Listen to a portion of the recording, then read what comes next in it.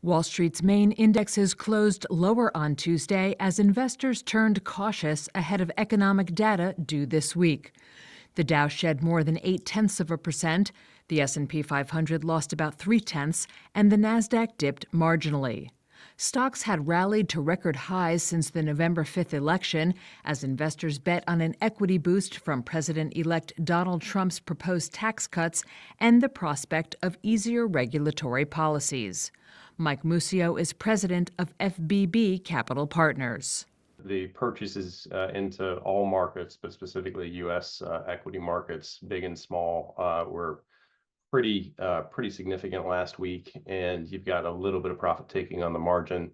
Not a ton of news. Banking holiday yesterday. You've got some CPI stuff coming tomorrow, but pretty quiet. And with a little bit of a blip today, we're still up mid-single digits in a week of trading, which in most years is great for half of a year of trading.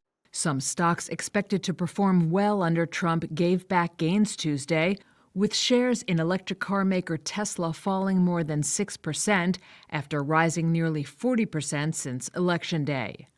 Among other movers, biotech firm Novavax dropped 6% after cutting its annual revenue forecast due to lower than expected sales of its COVID-19 vaccine.